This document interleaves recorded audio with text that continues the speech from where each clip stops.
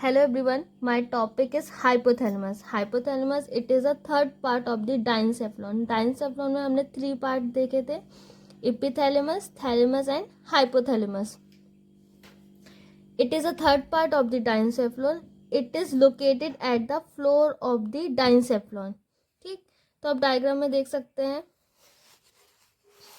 तो जो हाइपोथैलेमस होता है ये फ्लोर में प्रेजेंट होता है. ये डाइनसेफ्लॉन है जिसके 3 स्ट्रक्चर, और ये हाइपोथैलेमस सबसे थर्ड पार्ट होता है जो फ्लोर में प्रेजेंट होता है, floor of the diencephalon. It is the one of the most important part of the brain which is richly supply with the blood vessels. ये बहुत मोस्ट इम्पॉर्टेंट पार्ट होता है ब्रेन का, जो ब्लड सप्लाई, जिसकी supply जो होती है वो रिचली होती है विद द ब्लड वेसल से. Hypothalamic nuclei. In the hypothalamic, some part of the gray matter enter into the white matter. देखिए इस डायग्राम में ये आउटर कवरिंग है, जो आउटर कवरिंग जिनको कॉर्टेक्स कहते हैं, जो which is made up of grey matter से बना हुआ, और ये इनर कवरिंग है जो वाइट मैटर से बना हुआ है. तो ग्रे मैटर जो होता है वो कंसिस्ट करके रखता है सेल बॉडी को. तो ये cell body come into the white matter, तो that part is called as hypothalamic nuclei.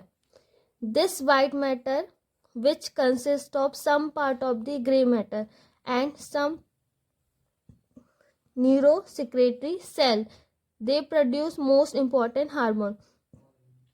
ये जो वाइट मैटर होता है, ये इनर पार्ट वाइट मैटर का बना होता है. इस वाइट मैटर में some part of the grey matter क्या आ रहे हैं, मतलब सेल बॉडी भी आ रही है, और सम न्यूरोसेक्रेटरी सेल्स भी प्रेजेंट होते हैं इस वाइट मैटर में, जो प्रोड्यूस करते हैं most important hormones. First oxytocin hormone, जिसको हम बर्थ हार्मोन भी कहते हैं, और सेकेंड वेसोप्रेसिन हार्मोन, जिसे ADH एंटी डायरेटिक हार्मोन, जो विच इज रिस्पॉन्सिबल होता है रेगुलेट करने के लिए लेवल ऑफ द वाटर को इन द ह्यूमन बॉडी में. This hypothalamic also link between the nervous system, include brain, spinal cord, nerves and endocrine system, include endocrine gland and hormone. जो hypothalamus होता है ये एक लिंक बनाता है nervous system के बीच में और एंडोक्राइन सिस्टम के बीच में. और जो नर्वस सिस्टम हमने देखा था उसमें हमने पढ़ा था ब्रेन, स्पाइनल कॉर्ड, नर्व्स, और एंडोक्राइन सिस्टम में इंक्लूड होते हैं जो structure endocrine gland, hormones etcetera. So the system are, ये दोनों जो system are connected by hypothalamus. So that's why it is called as, it is a link between the nervous system and endocrine system.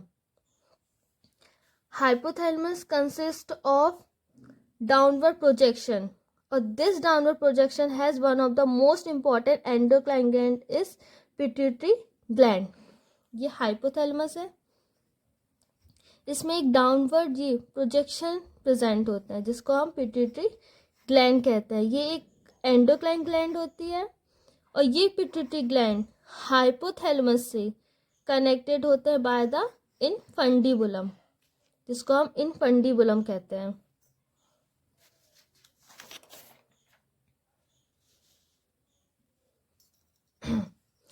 हाइपोथैलेमो हाइपोफिशियल portal when, जो हमने पढ़ा था pituitary gland को also called hypophysis भी बोलते हैं. It is a hypothalamo हाइपोफिशियल portal vein, it is a system through which this hypothalamus it is connect to the anterior side of the pituitary gland. This system is called as hypothalamo hypophyseal portal vein. अब hypothalamo hypophyseal portal vein एक प्रकार का system होता है जिसके through ये hypothalamus anterior side पे connect होते हैं पिट्यूटरी ग्लैंड से.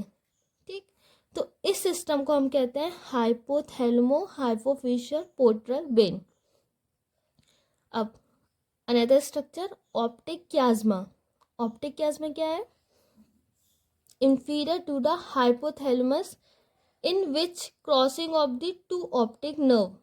ठीक, जब हम इंफीरियरली देखते हैं ये हाइपोथैलेमस, इसके इंफीरियरली एक क्रॉस लाइक स्ट्रक्चर प्रेजेंट होता है ऐसा, जिसको हम ऑप्टिक क्याज्मा कहते हैं. इस डायग्राम में देख सकते हैं ये हाइपोथैलेमस है, इसके जस्ट नीचे एक क्रॉस लाइक स्ट्रक्चर होता है जिसको हम ऑप्टिक क्याज्मा कहते हैं, जहाँ पे दो ऑप्टिक नर्व क्रॉस होती हैं.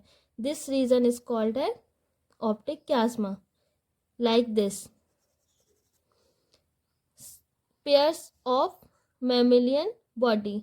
हाइपोथैलेमस ऑल्सो कंसिस्ट करके रखता है पेयर्स ऑफ मैमिलियन बॉडी. अब इसका फंक्शन क्या होता है? It is responsible for recollecting memory. For example ये क्या करके रखता है? कलेक्ट करके रखता है मेमोरी को. फॉर एग्जाम्पल जैसे 2-3 साल पहले जाते हैं तो हमने एक पार्टिकुलर मूवी देखी थी, ठीक है ना, लेकिन अभी आपके दोस्त ने आपसे वही मूवी की स्टोरी पूछी तो डेफिनेटली आप उस स्टोरी को अपने शब्दों में बता देंगे, ठीक, उस मूवी की स्टोरी को. मतलब वो हमारी मेमोरी में रिकलेक्ट थी, मतलब it has already store in the memory. तो that function is done by pairs of mammillary body. Thank you. अगर आपको मेरा वीडियो पसंद आया तो प्लीज़ लाइक करें, सब्सक्राइब करें एंड शेयर करें.